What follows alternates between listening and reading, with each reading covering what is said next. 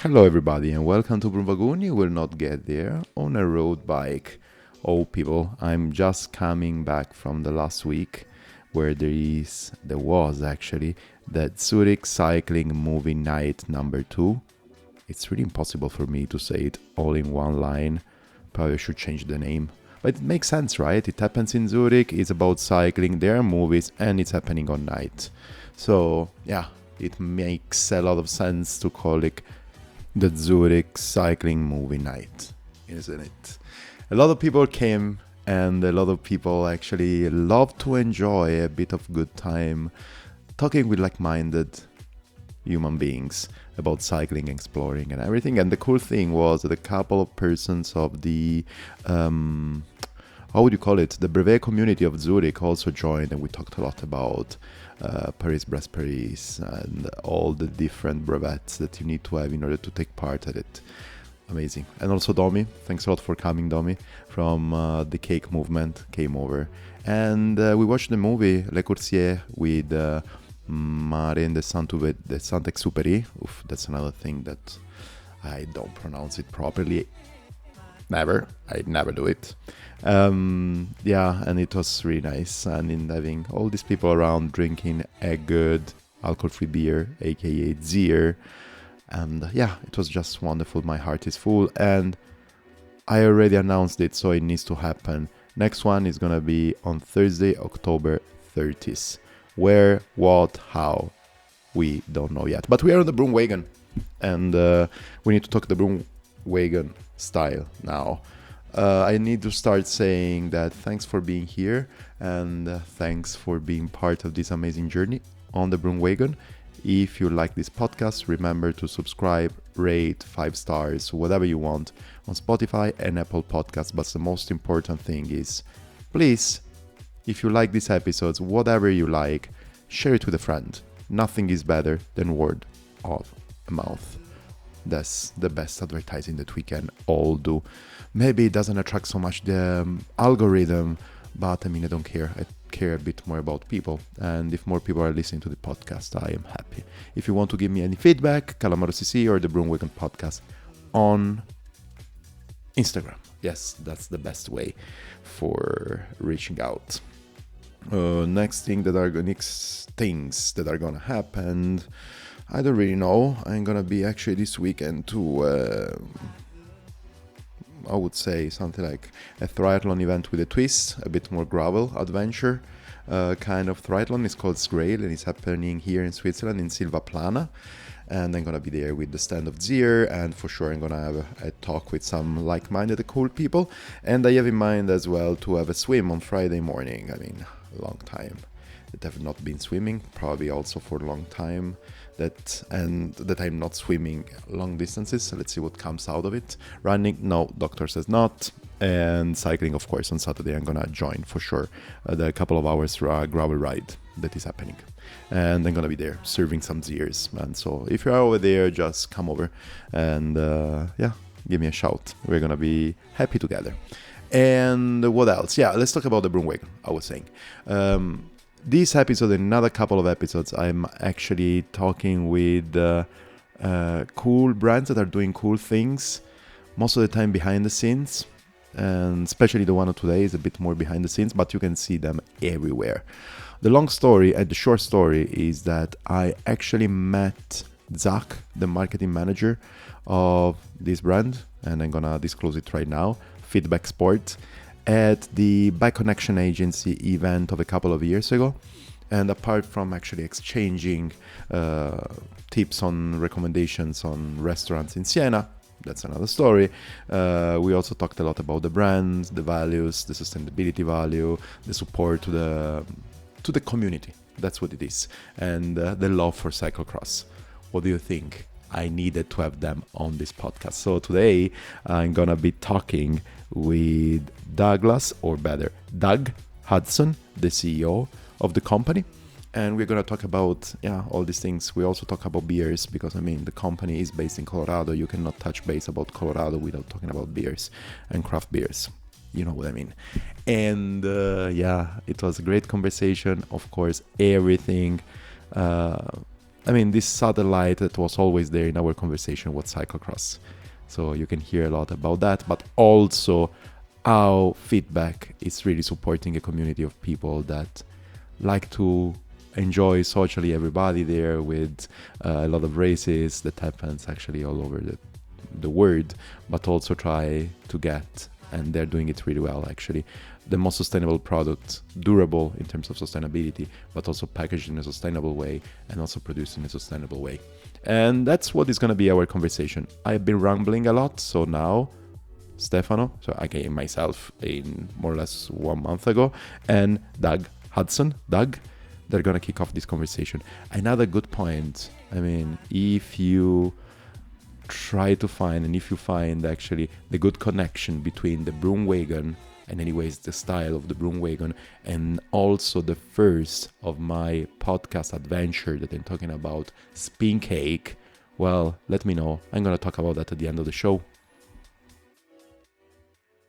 I'm absolutely, extremely, incredibly happy today because we're gonna go into people a bit more of a different playground. Still talking about cycling, still talking about passion, but this time maybe talking a bit more something different. In this case, I mean a brand that everybody knows, but not maybe everybody have seen, but not maybe anybody knows in this kind of depth. And yeah, I'm super honored to have here today Doug Hudson, founder of Feedback Sport. I mean, first of all, Doug, was all right my pronunciation of your name and surname? Because I usually am quite well known for making a mess with pronunciation, spelling, and everything like that. No, that's my name. My full name is Douglas Hudson, but Here you go. everybody calls me Doug. Yeah, Okay. that was good. That's nice. Thanks a lot for being here. Just maybe to unlock the first level, I'm talking here from Zurich. Where are you talking from? Yeah, I'm here in Golden, Colorado. Okay. So if you're familiar with the Rocky Mountains, we're basically the United States is pretty flat through the middle, and then in Colorado, the mountains start to rise up quite high, and we're basically right at the base of those mountains. So Okay. the big city here is Denver, and if you were to fly into Denver and start driving towards the mountains, you'd come to Golden, and then you'd start going up into the mountains. But it's already up high from the sea level, isn't it? Golden. Yeah, it's in meters, I think it's around 1,600 meters is where I'm sitting right now, or Nice. 6,700 feet. Okay. So yeah, it's actually quite high, you know, which is good for cardio. Um, and yeah, a lot of athletes live in this area. There's the Olympic Training Center about an hour south of here, Mm-hmm. because the altitude is sort of perfect for training. And then many people know Boulder, Colorado, which is Yes. about 15 minutes north of here. Many athletes are living in this area. So we're kind of, yeah, we're just down the road from Boulder. Golden, I think, has better mountain biking, which I like. So Okay. we're here in Golden, Yeah. and I live in, my family lives in Golden, and the feedback office is also right here in Golden. We have the famous Red Rocks Amphitheater is just a couple miles from the office. We can ride our bikes over there, and there's mountain bike trails all around, so it's a pretty good location for a Nice. cycling company. So I mean, a lot of lunch rides and early morning rides, early bird rides are happening in the Feedback Sport offices. Yes, yeah, we have almost every day at lunch. There's several people going out Nice. for rides, Yeah, yeah. so that's a big part of the fun of working in the cycling industry. That's what we all want to do, is just ride our bikes. Yeah. Talking about geography and actually starting with the first digression, Colorado is always super well known for craft beer, isn't it? It is, yes, yeah. Actually here in Golden, we have a big commercial brewery, Coors, is Yes. it's literally like 2 miles south of where I'm sitting. And I think from that, there was, a lot of people interested in brewing beer. I don't know the full history, but certainly um, many craft brewers and, uh, bars with so many different options. It's hard to keep track of them all. There's so many of them. I remember when I first moved out here, that was really cool to have all those options. And then I would go back to when my parents lived in Virginia, and there would just be like 3 or 4 beers. There was Boring. no, yeah, there was no option. So I think definitely, California, Colorado, a few other places were definitely leading in that craft Yeah, yeah, brewing, and there's a lot here yeah. I currently. mean, that's one of the. I mean, just to put everything into context, actually, basically, cycling is my main passion. And then there is beer that I try actually to make it also something more. I am the founder of a little alcohol-free beer company. Oh, And great. if I have to, and it's a craft beer. And if I Yeah. have to take inspiration, of course, every time that I start in my benchmarking, especially for the things that I like to do, so branding and positioning and everything, a lot of brands from two main places. Colorado was one, and the other Yep. one is BC, so British Columbia in Canada, were popping. And I mean, now I can't wait. Probably, first of all, I need to go and finish my perfect and proper trip talking about beer in Belgium, also for some positioning. And then after that, probably I will need to start thinking about coming over there to the Pacific side of North America to check a bit more the options there because there's a lot to study in terms Yeah. of tastes and flavors and everything, but also in terms of the branding kind of exercise. Well, it's interesting. You mentioned alcohol-free beer. So, for me, I definitely, we'll talk a little bit about the Chrome days, but there was a lot of drinking going on Yes. back in those days. Nowadays, I'm more, I'm getting older, but I still want to be fit, and I'm really um, training a lot, and I just can't um, handle, the high alcohol content of some of the craft brews. And so I've been trying more of the alcohol-free beers, and there's actually quite a few good ones. Yes. Yeah, there's one called, I think the biggest one right now in the United States is called Athletic Brewing. Of course, another one of my benchmarks, but they Yeah, are yeah, way higher in the rank. yeah. They are doing so well. It's really exploded in the last, say, 2 to 3 years. I Yeah. mean, and it was not even considered here in the United States, 5, 6, 7 years ago. At least I didn't see it. But now that I'm thinking, yeah, no, instead of, I just did a 3 hour ride, and maybe I love beer. Of course. Maybe I should just drink one of those athletic brewing, Yeah. ones, and taste good. And then I don't, at least it feels like my recovery is better. Absolutely. I mean, the thing that always I mean, that's another thing that made me start this company called Zier Brewing. And the fact is that I was trying, I mean, I have two little ones, basically two toddlers. And especially when I started the company, the sleeping was not the best. Now it's not at maximum as well, but a bit better. But the point is that the more you train, the more you have to recover. And sleeping is a crucial part, apart from eating your vegetables, do your homework, and everything like that. But Yeah. sleeping is the most crucial thing. If you train hard, you need to sleep hard. Otherwise, the day after, forget about that. And even Yeah. just with one beer before going to bed, I don't know, your body temperature starts raising. You don't sleep well. You are dehydrated. You are already, most probably for me, I'm already dehydrated because when I'm training, I'm not super good in drinking and recovering on that. And so I thought, why shall I waste my health training and I mean head because I have headache all the time because of dehydration and alcohol instead of having Yes. still something tasty but less alcoholic. And that's what started. And a lot of people, I mean, I'm 42.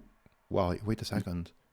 I am 44 now, and basically that's the thing. I mean, that's what makes the difference now, and I think that actually also in my circles, it's quite rare actually for people by saying, yes, I go out and I smash 3-4 pints a night, because I mean it's not a thing anymore, No, it was a thing. especially in the cycling And world. maybe it still is. Yeah. I'm sure it still is in certain circles, but yeah, I'm in my mid 50s now, and I can't, I'm on the edge with running a business, trying to train. I, I just can't add this other element of stress. Yeah. And so, yeah, I mean, people, I have this ring, you can track your sleeping. If I drink before going to bed, heart rate is higher, Yes. it's trying to burn that off. And yeah. Yeah. Let's move back to the topic. Sorry, Doug, but I mean, Yeah, I yeah. talk about Colorado still. Even if alcohol-free beer is a thing, I always love a good craft beer. So I had to talk about craft beer for a Yeah, second. yeah, yeah. It's definitely known here. But moving to the next topic, maybe actually the best is for you, Doug, to give us an introduction about yourself. Yeah, yeah. We'll get to, the business side, but just for me personally, Personally, is the best. yeah, yeah. So I grew up on the East Coast of the United States in Virginia. I moved down, I went to University of Florida. I loved surfing, so I wanted to be near the ocean, and skateboarding and music. Those were the things that really kind of shaped my identity. I also loved engineering, so I Okay. studied electrical engineering. I have a master's degree in electrical engineering.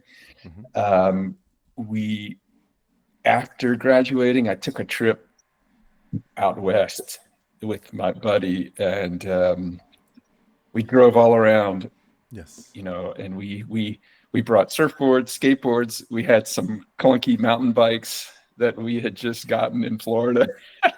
And we came out west and like, oh my God, this is awesome.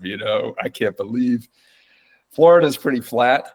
It's nice beaches, but there's not a lot of hills. And we came out here and thought, oh man, this is awesome. So I ended Nice. up ultimately moving to Colorado. Um, and we'll talk a little bit about Chrome, but we started that out here with the same guy that I drove around the country with. Yes. And I also worked in high tech fiber optic communications here in actually a company in Boulder, Yeah. which was a really good experience from a startup standpoint. Just to see like the bike business and then the tech world is quite different, but that was a great experience.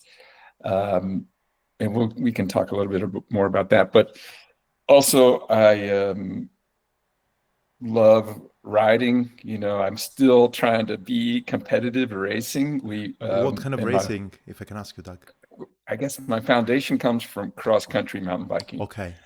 And my wife also races, so we're out there quite a bit.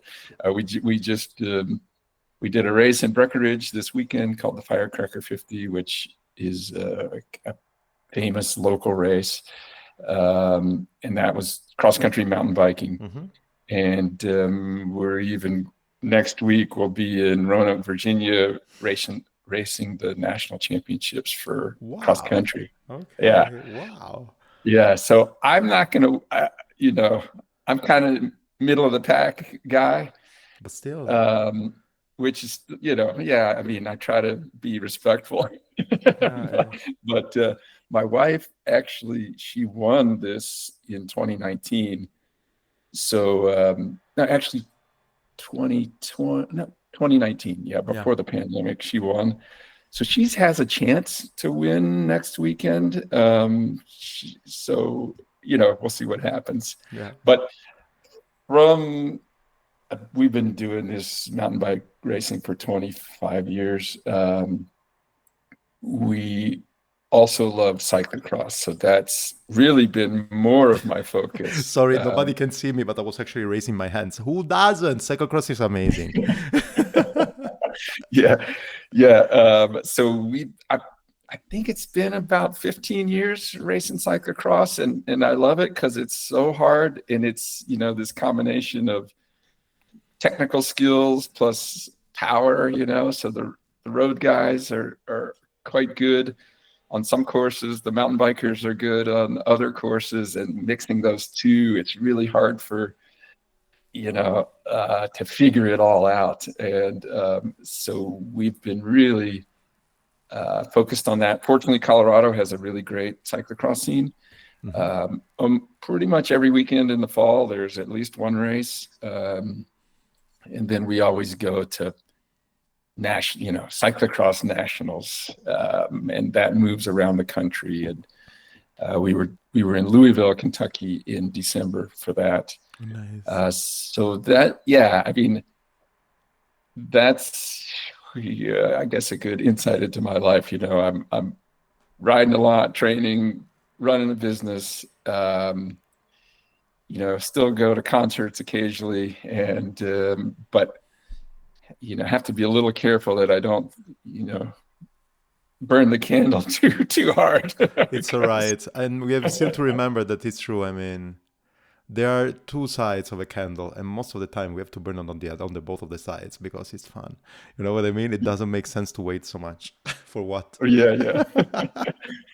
I've always had the motto, like, if you're doing something, just max it out. Like if you're riding, just go. If you're gonna race, do it to the, don't just do it half-assed. Just freaking go for it. It does make Same sense. with working. If you're putting your time there, just work. And get it done. Yes.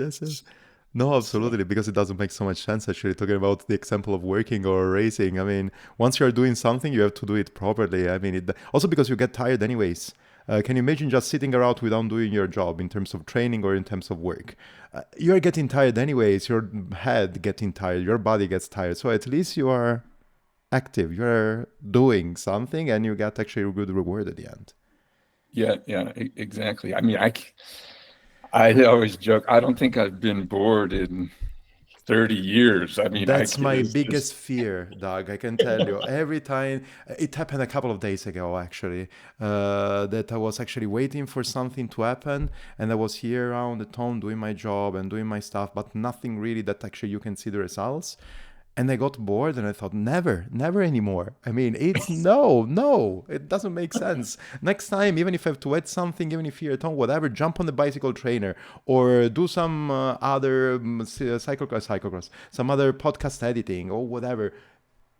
Take your time busy, because like, getting bored, it, in my opinion, actually exhausts me crazily. Yeah. Yes. There's no time to be bored. There's No. too much to do. Absolutely. No, but that's nice. I wanted just to chip in on one thing that you said, and it was actually, so you said that actually you started the trip with your buddy, that then you actually found that together, Chrome, and then you arrived actually to Colorado and everything. It was your first real encounter with a bike, or you were already into bicycles before? Well, I was sort of the typical college student. I had a beach cruiser that I rode every day to class. I lived off campus a couple miles, and or a mile, just would ride in, and it was more just transportation. But then towards the end of my college, a friend got a mountain bike, and I rode it, and like, oh my God, this is awesome. And I ended up getting a mountain bike, and there was some trails near campus, but it was not competitive. I just was doing it for fun. Yeah. But then when we did that trip, we had a 1982 Chevy van, and loaded it up with, like I said, the mountain bikes and surfboards and tents, and drove around and camped and rode in these. That was the first time I went to Moab, Utah, and we rode there. Nice. We didn't really know what we were doing, but yeah, we did it and fell in love with that.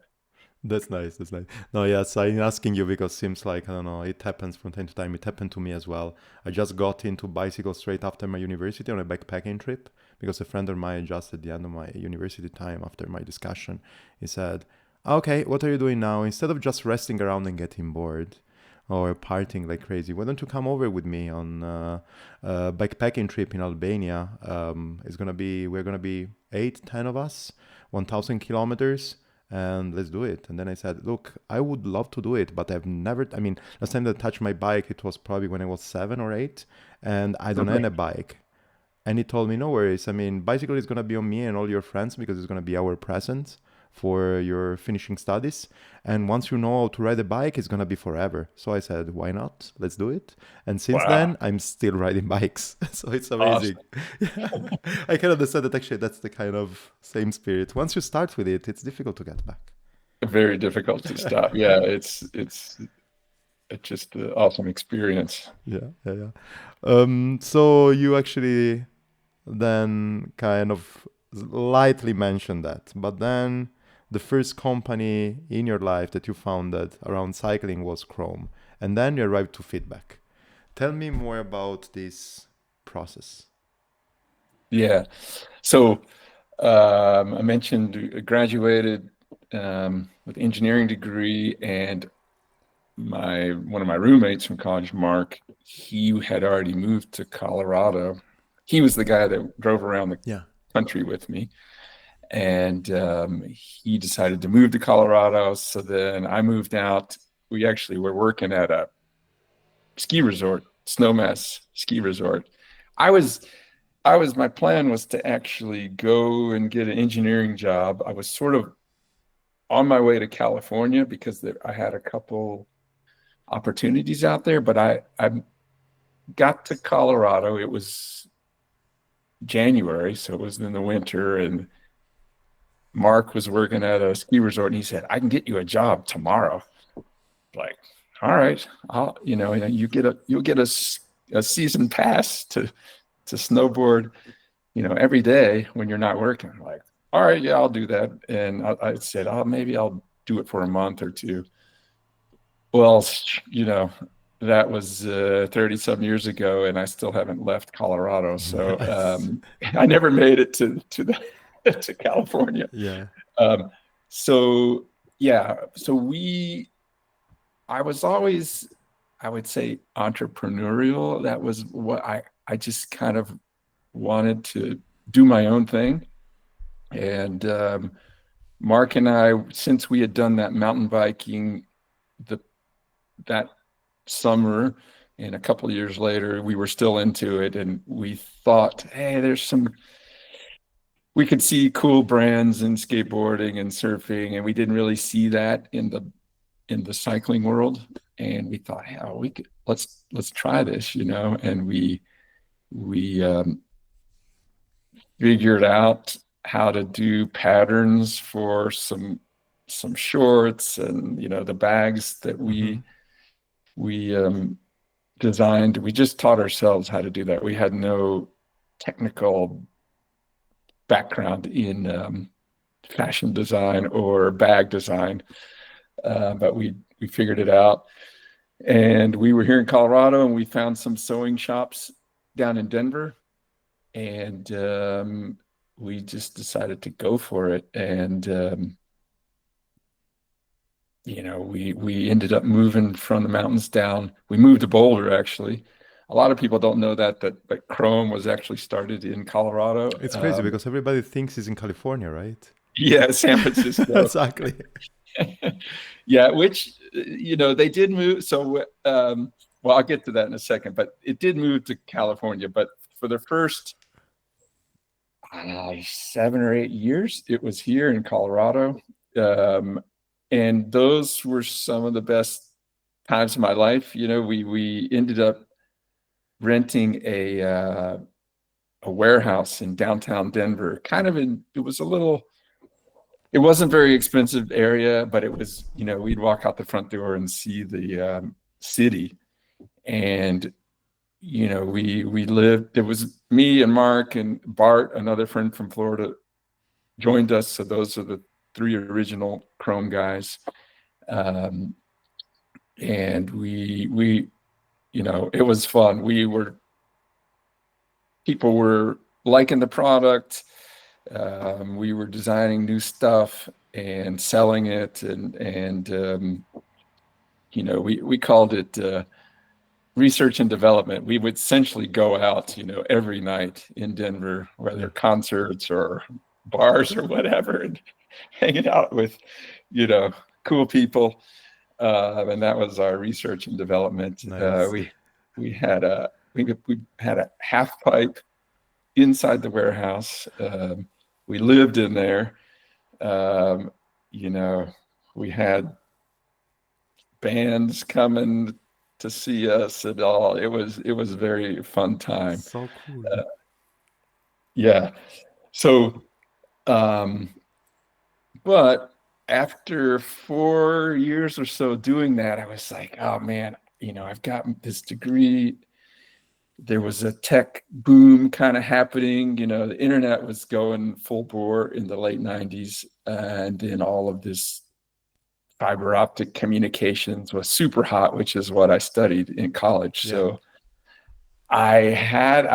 my professor that I studied with in Florida said, hey, you should check out this company in Boulder. They're doing exactly what we worked on. And so I looked at it, I was like, oh man, looks really like a great opportunity. So I ended up leaving Chrome. I still helped them out for another year or so, but I got pretty involved with my new career in fiber optics. And I ended up, selling my shares back to my buddies, like, hey guys, I'm out. And I'm still super close with them. I see them a couple times a year. Nice. And so it was a nice, friendly departure. Of course, they would have liked me to stay, but I decided to make the jump into high tech. Well, that was awesome, and I had a great learning experience. I was the 8th person at this startup, and then we went to 150 people. So that was really good experience for me that helped me later with feedback. But also in this fiber optic industry, earlier you and I were talking about Eurobike, which is a really fun trade show. Yes. Well, the fiber optic trade shows, not so fun. They're technically very interesting, but I just couldn't see myself after that Chrome experience. I could not see myself working in this tech world for, the next 30 years. Yeah. So I was thinking, how can I get back into the bicycle business? And I had started racing mountain bikes at the time, and everybody the first thing, at least in those circles, was, oh, how much does your bike weigh? Everybody was super focused on bike weight. Yeah. And I thought, man, I could make a scale for weighing bicycles. And so I designed this thing that could be clamped into a work stand and a digital scale with a hook underneath. And at the time, there was nothing like this.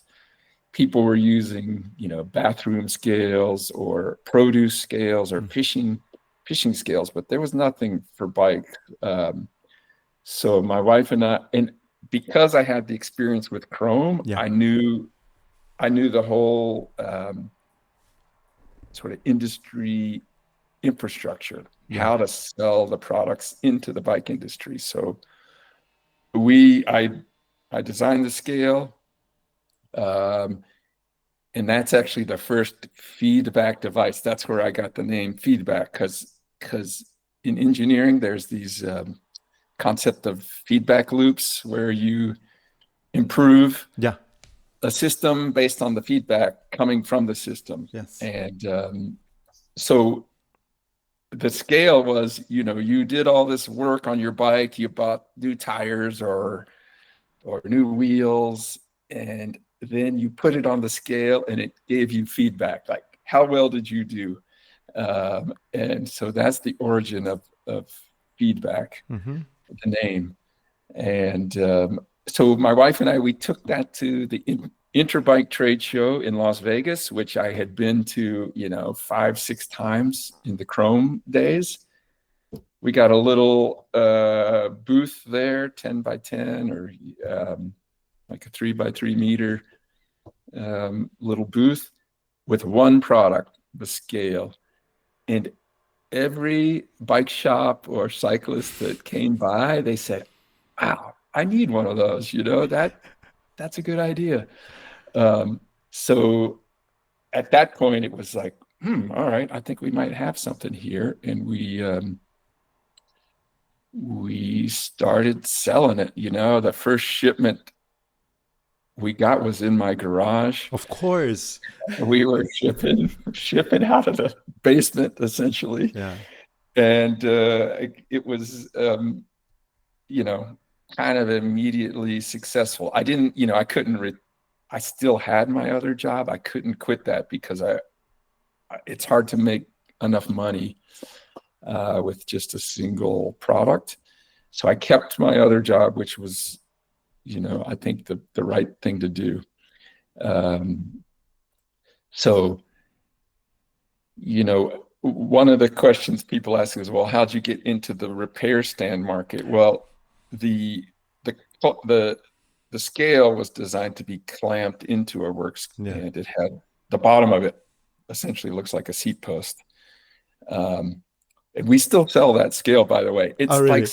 It's surprisingly just consistent sales around the world. I mean, it's not, like I said, not going to retire on the sales of that digital scale, but it's just consistently going now for 20 years. But at that same trade show, I met a company that was also here in Colorado that was mostly focused on music equipment, but they made a couple bicycle repair stands. And they said, hey, let's work together. We'll sell your scale with our repair stand. The name of the company was called Ultimate Support. Some of the older industry people, they still remember this company. But so I worked with them for several years. They sold the scale with their couple of work stands, and it was a good relationship. They started to have some financial troubles. They sold off the music business to somebody else. And then the owner he wasn't a cyclist. And so he just kind of neglected this cycling portion. So ultimately I worked a deal with him where I bought the assets of his bicycle division. And then I had like the critical mass. Okay, I got a couple of cool designs here. And now it's time to go full steam. That was in 2008. Yeah. By 2009, I was 100% Feedback Sports, and we've just been growing it ever since, adding new repair stands, storage products. We added tools. We have the portable trainer. I've got 3 designers, I'm a mechanical engineer, industrial designer, and another designer working for me. And we're really a product and engineering focused company.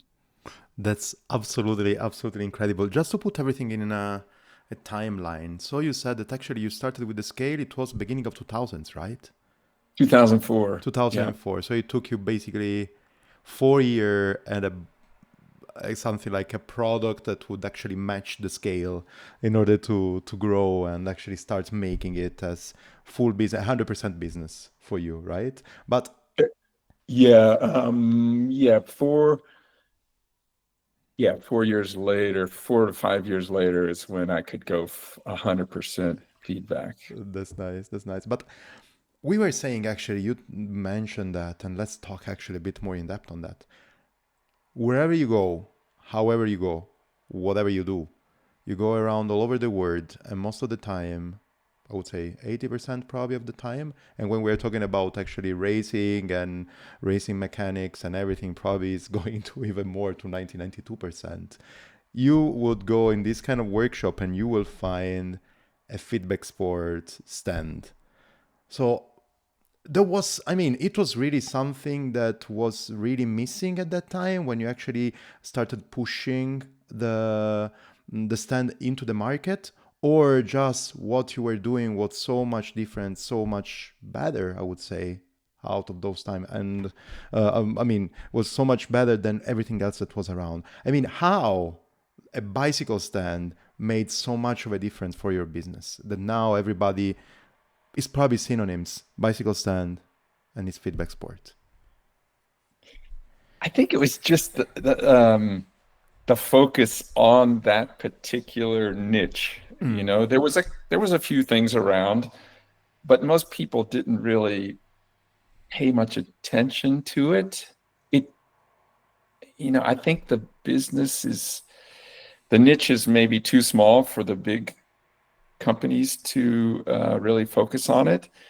And just even back from the Chrome days to the feedback days, I've always wanted to like sort of overbuild the products. I want to make something that lasts a really long time and functions really well. So, in that niche, wasn't many people focused on that. And so when the people that really would use these every day or every a few times a week, when they say, wow, this is making my life so much easier, it really became adopted throughout the industry and the racing scene, and of course the enthusiast consumer really appreciates the design and functionality. Yeah, and actually, maybe that's another thing that comes into my mind because now, if you have to split, talking still about the bicycle stand, then we can talk actually about also your other products. You mentioned the tools, you mentioned the bicycle, I mean the trainer, and also the other stand and everything. But talking about actually the classic mechanic stand that you have, that basically the main ones that I have in my mind, there are two. The one that is a bit more the classic one with the big pool that you attach it to your seat post, and then there's the other one that you put the bicycle on top of it. This is the one Yep. that actually the pro mechanics like to use because it's completely turnable. You can adjust the bicycle as you want. But talking about that, what's your main, at the moment, the main consumer is racers, is bicycle workshops, is regular consumers like me, or Yeah. Of course, the regular consumer is the bigger market. So, fortunately, there's quite a few of us. I'm one of them. That we're just living bicycles. So we want, we're tuning up our bicycle, maybe once a week, and we want to have the, nice equipment to do that. So that's really the biggest market. Of course, the pro mechanics are, we love it that they love our products, and it really gives the brand credibility when you see the top pros using it. And a lot of them are buying the product, which is also great. I mean, we've had so many famous cyclists and racers and mechanics that they just buy it. They're like, well, we need this. This is our job, and we want the best. So that's a really good feeling when you get that validation from the top people in the sport. yeah. I mean, I have to mention, the this is July of 2025, and the Tour de France is happening right now. Yeah. Within the last 2 days, pictures are floating around of the yellow jersey bicycle of Mathieu van der Poel and Jasper Philipsen. Unfortunately, he's out now, but on the feedback work stand. Yes. I mean, so those bikes today, they will be on feedback products. And man, that's a huge endorsement of the products that we're making. I mean, another really cool thing that I'm hyper aware, I'm watching the Tour, and when Mathieu van der Poel is finished the race and he's on the podium, he goes and they do a cool down. Yes. He is every day on the Feedback Sports Omnium roller trainer. Yeah. It's portable so that the soigneur can take it over to the podium, pop it open, and he sits there on it and cools down. I mean, so yesterday he's on the thing next to Tadej Pogačar, and they're talking, and it just, for me to see that is just so awesome, because I'm a huge fan of the racing, and like, wow, Tour de France is pretty much the peak of that discipline. Yeah. And to see our products there is awesome. So that's a big part of our business.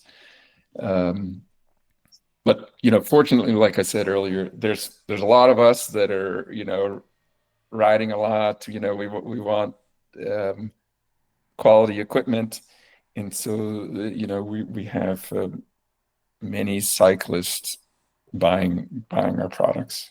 That's absolutely nice. And yeah, I mean, it makes a lot of sense. At the end of the day, we're spending a lot of money on our bicycles. So this means that actually high quality bicycle needs high quality maintaining tools. It goes hand to hand. You want the best for your best bike. That's how that's what I believe.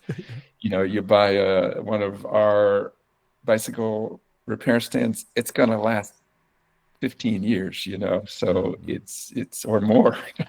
So it's a pretty small investment for the amount of usage it would get. Yeah, absolutely. I mean, maybe that's something that we can go into for one little second, and is about, actually, there is something that makes all your tools or your products quite recognizable. What's the flavor, the secret sauce that you have in designing your products? Yeah, I think about this a lot, and I believe the first thing is that we are directly involved in the activity that we're making products for. So, I mentioned already, my wife and I we've been racing for 25 years. We know the other participants, we know the teams, we know what it takes to set up the your team area on the weekend. And so when we're using the product, we kind of know what it needs to do. So I think, and that actually extends into the company. My mechanical engineer, he races crits, he races cyclocross. Pretty much everybody in the company is cycling in some form or another. And so that really, when we have product discussions, there's a lot of cycling experience in the room. And I think that is super important. There's competition nowadays from just, factories or something. Well, they don't have, I mean, most of them don't have a cyclist out racing, the national championship on the weekend. So No to I it. think we have an advantage there. And then also, I mentioned earlier, just spending the little extra money to make it the best product that it can be made. We're not trying to just shave costs everywhere, whether it's the tooling design or the materials that we're using. It's like, okay, let's use the stainless steel bolt because we know that everybody's going to be washing the bike on this particular stand. Things like that. We're making those decisions based on our experience. So that is a secret sauce to our product success. And I want to actually touch base also lightly and slightly on another aspect. You were mentioning that you're building products with the extra care on quality, premium quality of everything, Yeah. materials, little parts, and everything. This means that actually you are really building products that last. And this is, I believe, the first step towards sustainability. Produce it for something that can last. And if something fails into the process of lasting 50 years, maybe in 42 years, let's say, still make it replaceable. Is this your philosophy in terms of sustainability? Make something that lasts and something that can be replaced, plus what else in your, let's say, journey into the sustainability aspects of producing? Yeah, you actually explained it perfectly. I mean, from a sustainability standpoint, yeah, the first thing you can do is make products that last a really long time, Yeah. and we absolutely are known for that. People talk about, I've had this stand for 15 years, and it's still working the same as when I bought it. So that is the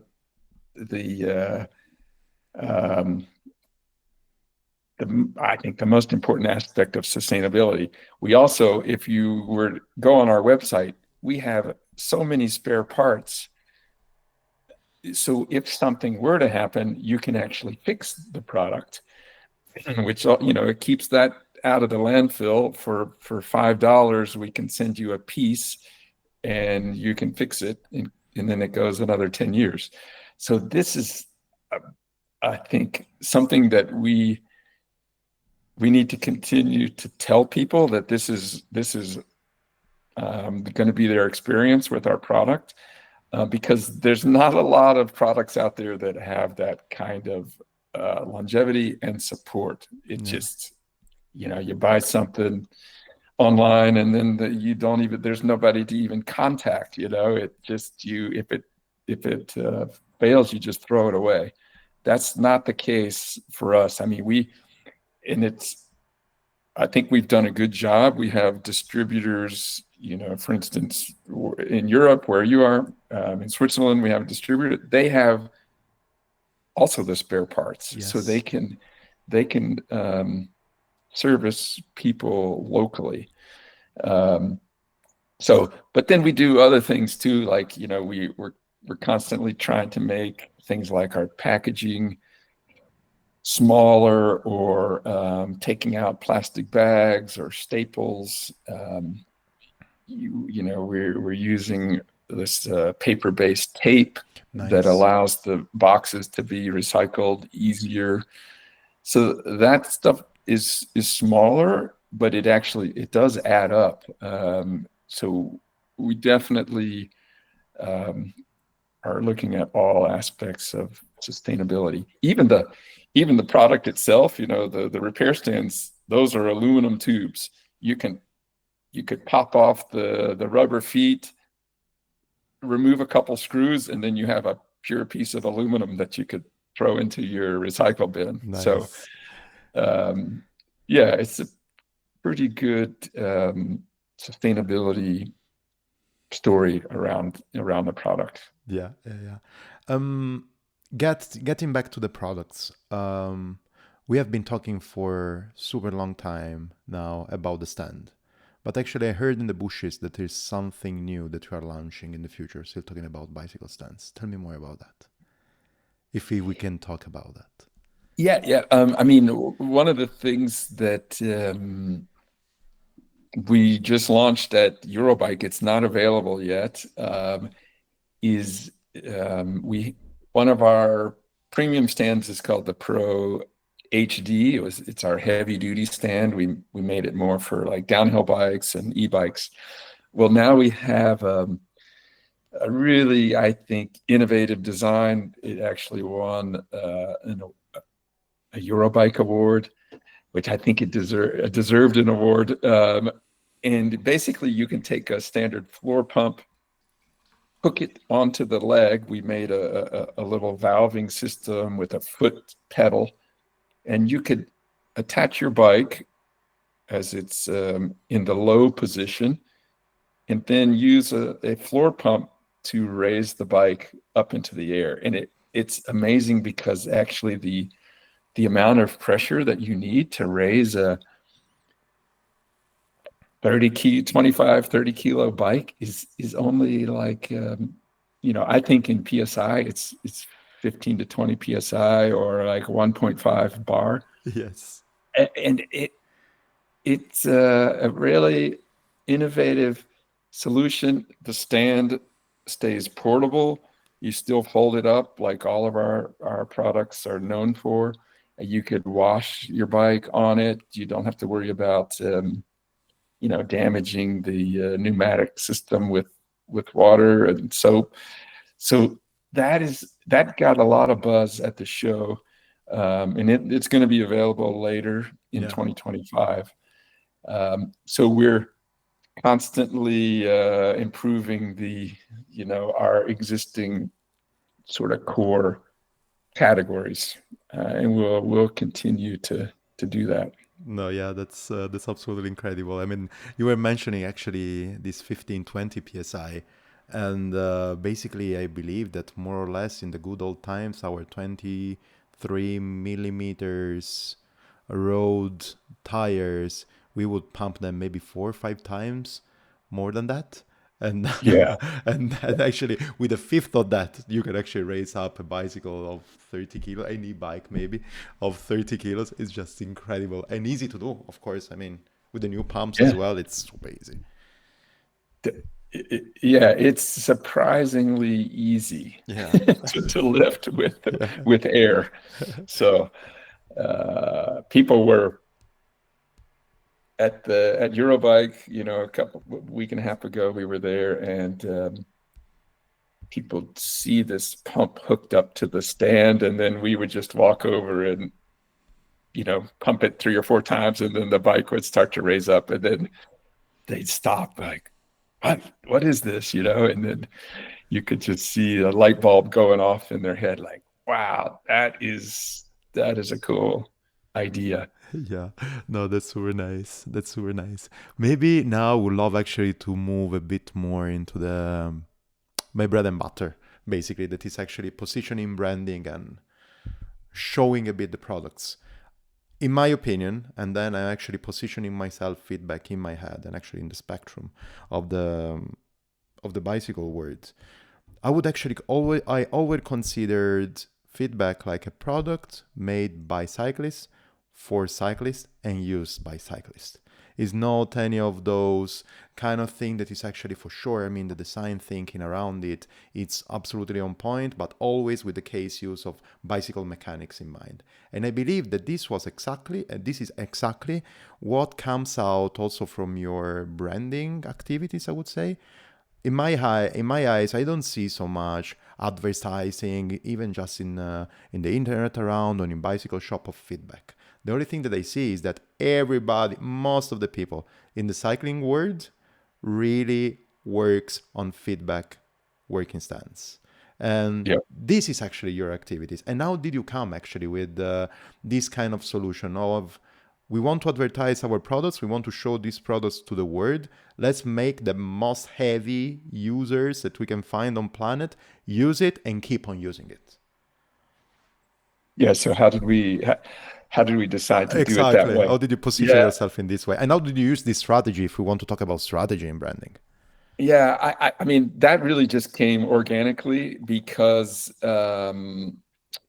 we were out there, at the events, talking with, major players in that scene, and realized like, hey, okay, yeah, maybe we sponsor a couple of mechanics and set them up with some cool gear, and then people see them, and then the word gets out, hey, I need to get one of these stands. And also there was sort of financial limitations on what we could do. We've been sort of like a grassroots, or some people call it guerrilla marketing, um, or that's how we started, and we still kind of do that. We might need to do some of the more traditional um, marketing and advertising, which you've met Zach before. He's Yes. really good at that. Yeah. He's worked at some bigger brands, and I think it's just that's in our DNA, or our playbook. Like, hey, we're like we're big fans of that scene. So it has worked to spread the word to the enthusiasts, and but there's always more to do. Of We course. could have more awareness. It just takes more effort. One of the things I a lot of times tell people that maybe they're not familiar with the brand, and maybe they're at an event or something, and I said, okay, well, see this red anodized work stand? Now that you've seen it, now start looking around, what other teams are using, or clubs, or industry people, demo truck drivers, and then later they come back and like, oh man, I saw your stuff everywhere. I didn't realize what feedback was. So I call it, we're sort of below the radar on some aspects. Um, but once people realize, then they see the brand more and more. Yeah. I mean, again, from my experience, we were discussing about being at the. I am actually in a lot of cyclocross event here in Switzerland. Yeah. Everywhere you can see the feedback things and the feedback tools and the feedback workstand. But also we were talking about being in Dubendorf 2020 before the madness happened. That's how we define that for the cyclocross world championship. And also there, I mean, all the bike mechanic in this super amazing backyard really of the cyclocross event, that is actually all the trucks and all the mechanical trucks and all the little kind of spaces where riders are cooling down or warming up, or mechanics are working on their bike, or mechanics are washing the bike in the middle of the race. This is actually where feedback is really everywhere. I mean, this is the iconic image that I have. Your working stand, the one with where you're putting actually the wheel on top of it, actually the back wheel. But there, Yep. actually, everybody's washing the bike super fast on that, putting back the wheels and going back actually to hand it over in the second muddy lap to the rider. And this is just incredible. Cyclocross and feedback stands seems like a match made in heaven. That's what I see. Yeah, it really is. I mean, I mentioned earlier that I love watching cyclocross. I love racing cyclocross, but our products, we've got 4 or 5 products that you have to have if you're, racing cyclocross. So you need the work stand, because your bike is going to get dirty and it's going to need some kind of maintenance. It's just inevitable. Um, because of the season. You're in the fall and winter, the conditions are muddy or snowy, as they were in Dubendorf. Yeah, I was also there at that race, the World Championships, near where you're sitting right now. absolutely. Uh, and but another thing that we make for the athletes is our portable trainer.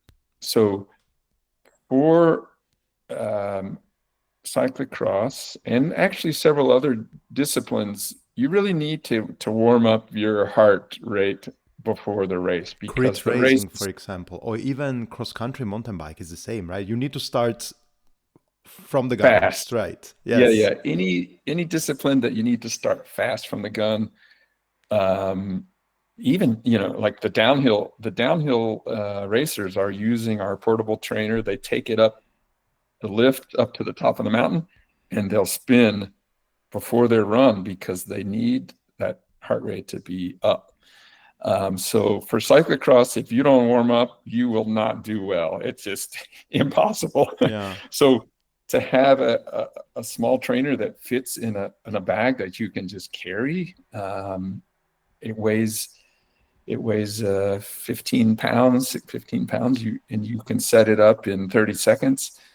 And you're in a parking lot or a field somewhere, and you can warm up. You don't need to worry about going out on the road somewhere in an area that you don't know.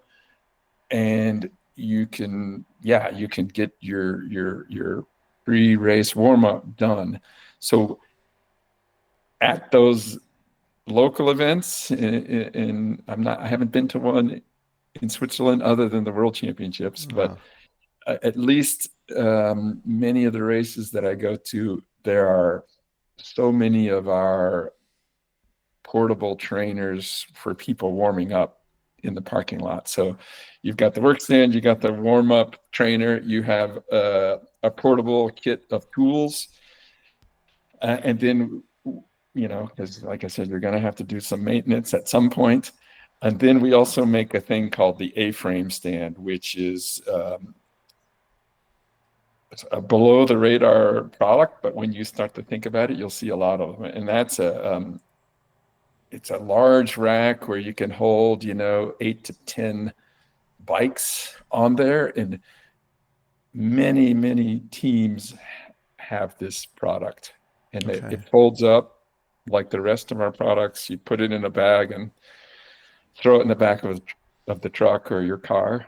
Yes. And so this whole setup is very useful on a race weekend. Nice. We're talking that actually one of your main marketing, branding, awareness activities is actually working with teams. Teams, racers, clubs. Do you have any cool experience with sponsorship or sponsorship experience or whatever in this kind of realm that you can tell us? Some juicy stories. That's what we want to know. Yeah, so fortunately, we work with some of the top teams in the world. I mentioned the Tour de France. So there we have Alpecin de Koenig, Soudal, Quickstep, Trek, Lidl, and actually the Red Bull Bora Hansgrohe team. They're all using feedback. But one of the first World Tour teams was from Switzerland. They were called EM Cycling or IM Cycling. Ah, yes, I remember them. Yeah, and so that was the first World Tour team that used Feedback Sports officially. There was some people using our gear, but we officially sponsored them. Mm-hmm. And oh man, I got to ride in the team car in one of the stages of the Tour de France, with the mechanic and the sport director. And this was like a dream come true for me. It was in 2014, I think, or 2015. And it was a mountain stage. Contador crashed and broke his leg. And it was a crazy, crazy stage. And that I would have never thought that I would have that experience, back when I designed that scale, I didn't see myself being at the Tour de France, riding in a team car. And since then, there's been other races I've gotten to do that. I was in a car for the Paris-Roubaix, which was called a wheel support car. And after each cobblestone area, you'll see the guys holding up the wheels in case somebody gets a flat. So I got to ride in the at that time it was the Lotto Soudal team team car, and oh my God, to see Paris-Roubaix race and those cobblestones, it was that is an incredibly hard event. Yes. I mean, it was hard just to ride in the car, you know. Yeah. I can't imagine racing that thing. But once again, I mean, I would have never thought that could happen. It was such a cool experience. One other one I think about is how it kind of all ties in. You know, my wife and me and my mechanical engineer and then a marketing person at the time, we went to race Masters cyclocross world championships in Mole, Belgium. Yes. The course is called Zilvermeer. Of course. Yes. And so we raced it on Saturday. We raced on a Saturday, and Sunday the pros raced the same course. So Matthew van der Poel was there. I met him, you know, met his father, who uses our work stand every weekend, you know, washing his bikes. Yes. And Wout van Aert, and then all the Michael Van Turnhout, all those guys raced the same course that we had raced the previous day. And it was so cool to see just the difference, you know, like they were riding stuff that I think not a single master racer could ride. And such a great experience to see that. Yeah. But that's also I mean, you were mentioning the difference in level, but also on the other side, how cool is for you guys to ride the same course in the same place with the pros the day after. That's something that actually blows my mind with cyclocross, with cycling in general, but with cyclocross in particular.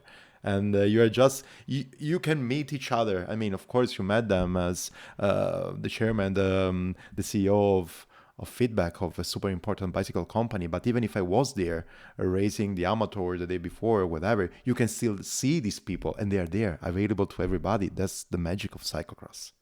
It really is. It's so accessible. And yeah, the mechanics and the warm up and everything is right there, you know, at the venue. And it's just, and also from a spectator's standpoint, you know, you get to see them go by eight or 10 times, walk around the course.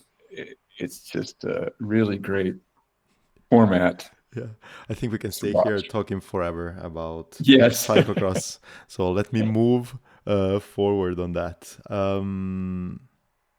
I have actually another couple of questions, and this actually is one question that I can combine on that.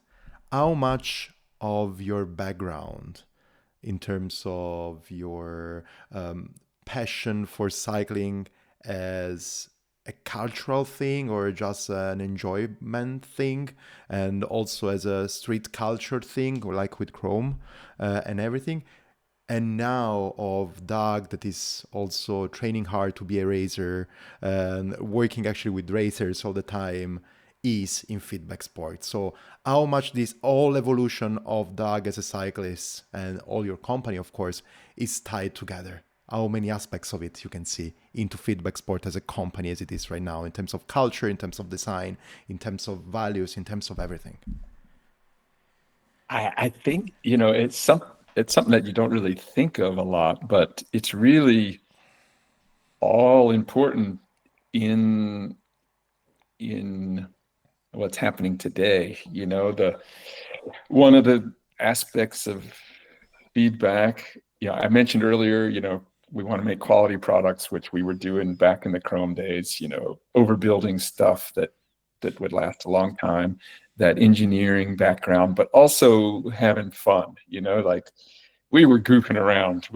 A lot of it, we didn't even know what we were doing at the time in the Chrome days. And so that's still super important today. It's one of our core values at Feedback is to have fun. I mean, we've chosen this career path because we love bicycles, and bicycles are fun. So you got to have fun doing that. So that definitely has been a theme throughout the entire time. The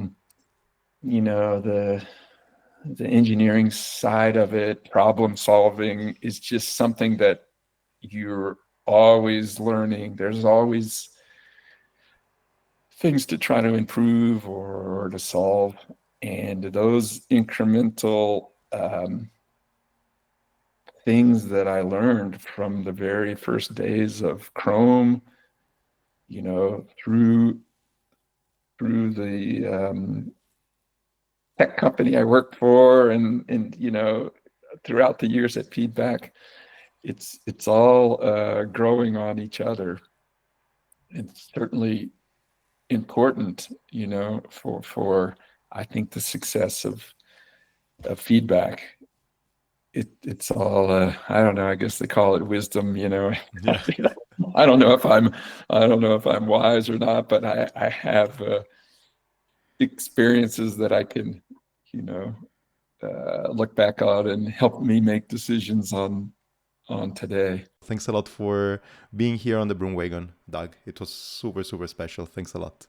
Yeah, thank you. And maybe we'll get to ride together here in Colorado, or I'll come to Switzerland. Whenever. I mean, just give me a shout whenever you are coming to Europe, so to any cyclocross kind of event, and I will be sure to bring my bike with me. Awesome. All right. Well, thank you, Doug. I'm sure we'll cross paths soon. Have you spotted the connection yet? I'm gonna tell you, Chrome Industries.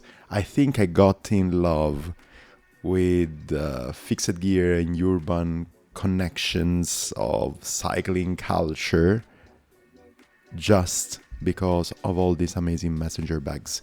I tried to get, when I was in San Francisco, let's start from the beginning. When I was in San Francisco, I tried to connect with many of those brands, and the only one that actually I could go and visit was the Mission Workshop. And how is the name of the guy of Mission Workshop? Shall I check on my emails? Let me see. Lyle, exactly. Lyle welcomed me, and also their fun fact, when I started my podcast adventure with the spin cake, I actually got to know that Lyle was living half of this year also in Berlin. Podcast was born in Berlin, so we met for a couple of drinks there, and it was a good connection. But I mean, Mission Workshop, Chrome Industries, Days was the name of the shoes, commuting shoes with clipless pedal. Now everybody does it, and also Chromie is doing it. But at that time, Days was the first one doing it, and also there was a good connection. Well, this kind of city style got me in love with all the fixed community and with cycling in general. And now everything evolved on a different stage. So nice. I didn't know actually that Doug was involved in the building of Chrome Industries. And the cool thing is that, like-minded people at a certain point get together from one side to the other. And that's amazing. Doug, it was an amazing, incredible conversation. And it's super nice actually knowing that there are some companies in the cycling world that are not really directly producing parts of bicycles, of the bicycles that we are riding, but make our lives better. And exactly these companies are the one, most probably, that are building the community. They helped me out also in another couple of things, the Feedback Sport people, Zach and Doug, and you're gonna know a bit more about that. But I have to say that I'm the proud owner of one of their bicycle stands. You can work on your bicycle on that. You can actually wash your bike. It's super important on that. And you can carry it around, and it's super easy. And yeah, that's just amazing. And talking about actually building the bike, I'm still not even starting on that, because still I need to sell my bikes, my carbon bikes, but I hope that soon my project of getting the final Quiver Killer metal bike, I have a couple of these in mind now, is gonna start soon, and you can bet that I would love to assemble it myself, and the Feedback Sport stand is gonna be the main protagonist of it. Thanks a lot for arriving until here. As I was telling you, these couple of episodes are gonna be about a brand that I really love, and they're doing something really cool in order to build a community. And yeah, I will talk to you soon. Till next time, you will not get there on a road bike, people.